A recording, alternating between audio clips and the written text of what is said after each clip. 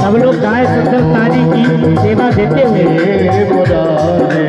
हे नाथ नारायण वासुदेवा, हे नाथ नारायण वासुदेवा, हे नाथ नारायण वासुदेवा, हे नाथ नारायण वासुदेवा, हे नाथ नारायण वासुदेवा, हे कृष्ण गोविंद हरे मुरारे, हे नाथ नारायण वासुदेवा, श्री कृष्ण गोविंद हरे मुरारे, हे नाथ नारायण वासुदेवा।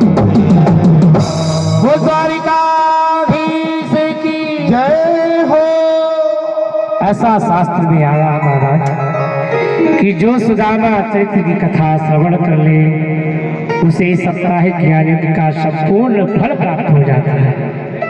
इसलिए आप दोनों हाथ ऊपर खड़े होकर के जोर से जयकारा लगाएं। वो द्वारिकाधीश की जय हो। इधर महाराज सुखदेव भगवान अद्भुत एक यज्ञ किया। उस अद्भुत यज्ञ में भगवान अपने सब पत्नियों को लेकर के आते हैं और नंद यशोदा भी आती है। इधर भगवान और माँ यशोदा का मिलाप होता है और उसी यज्ञ में राधा रानी भी आती है। भगवान ने अपने सब पत्नियों को राधा रानी का दर्शन कराया और सभी कन्हैया की पत्नियों का जितना अभिमान था सब महाराज दूर हुआ है। राधा रानी ने अनंत आशीर्वाद दिया। इधर भगवान सुखदेव जी कहते हैं कि राजा परीक्षित कि कभी संत महात्माओं का ब्राह्मणों का अपमान नहीं करना चाहिए। आज कृष्ण पुत्रों ने शाम को साड़ी पहनाकर कपड़े की पेट में पोटली बांध दी महाराज और संत महात्मा के पास जाकर खड़ा कर दिया और संत की महाराज परीक्षा ले रहे हैं और कह रहे हैं कि अरे महात्मा जी बताइए कि बेटा होगा कि बेटी होगी। एक लोहे का मूसल होगा और उसी से पूरे यदुवंश का नाश हो जाएगा। महाराज यदुवंशियों को श्राप लग गया।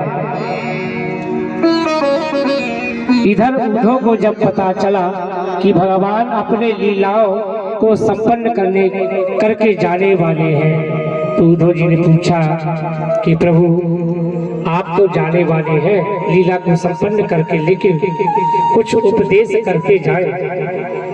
प्रभु त्याग क्या है, वैराग्य क्या है? भगवान ने कहा यदु महाराज के पास भेज दिया जाओ। वहां यदु महाराज से उद्धव महाराज का मिलना हुआ। यदु महाराज ने दत्तात्रेय जी के विषय में बताया कि दत्तात्रेय जी ने अपने 24 गुरु बनाए। महाराज जिससे जो शिक्षा मिल जाए, चाहे चींटी हो, चाहे सर्प हो, चाहे बिच्छू हो, चाहे कुत्ता हो, चाहे बिल्ली हो, उसको गुरु बनाकर शिक्षा प्राप्त कर ले। तो उद्धव जी यहाँ से प्रणाम करके कन्हैया के पास चले गए और प्रणाम किया। भगवान ने समझा बुझाकर मौन हो गए। महाराज इधर जो है यदुवंशियों की बुद्धि बिगड़ गई।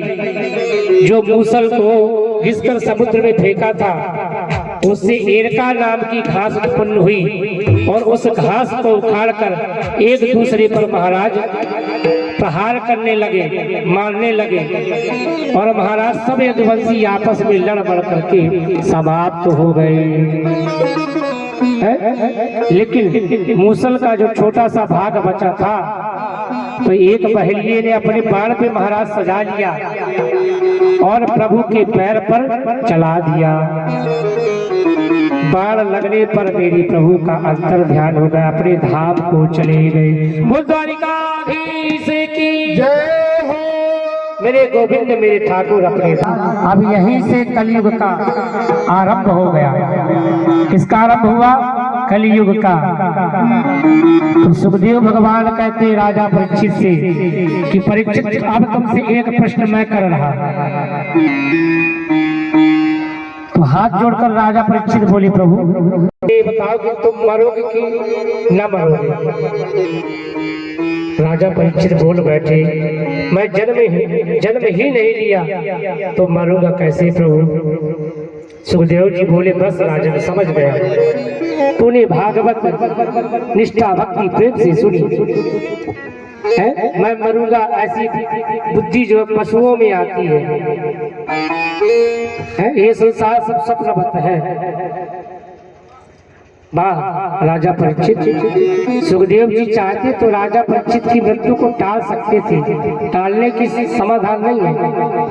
आत्मबोध करा देना ही मुक्ति का मार्ग है। अब जो है सुखदेव जी खड़े हो गए। राजा परीक्षित ने सुखदेव जी का पूजन किया, क्योंकि 7 दिन से सुखदेव भगवान ही राजा परीक्षित को ये अमृतमयी श्रीमद् भागवत की कथा श्रवण करा रहे थे, पूरी श्रवण करा दी। अब सुखदेव भगवान खड़े हो गए। राजा परीक्षित ने आचार्य श्री सुखदेव भगवान का पूजन किया। राजा परीक्षित ने कहा आज मैं धन्य हो गया प्रभु, आपने बड़ी कृपा की। अनादि निधान परमात्मा की मंगलमयी कथा आपने मुझे सुना दी। मेरा जीवन धन्य हो गया, कृतज्ञ हो गया। आपके श्री चरणों में मैं प्रणाम करता हूँ। सुखदेव महाराज अद्भुत महात्मा, उनको असंसा प्रशंसा से कोई मतलब नहीं। कोई चाहे उनकी बुराई करे चाहे प्रशंसा करे, अद्भुत सत्य है सुखदेव जी, कोई मतलब नहीं। परीक्षित को उपदेश देकर वो वहां से अंतर ध्यान हो गए सुखदेव जी। संत मंडली जो जहाँ बैठी थी वो भी उठ करके चलने लग जाती है। आज 7 दिन से परीक्षित महाराज को ज्ञान की प्राप्ति हो रही, जीवन उनका श्रेष्ठ हो चुका। आज उन्हें बड़ी प्रसन्नता है।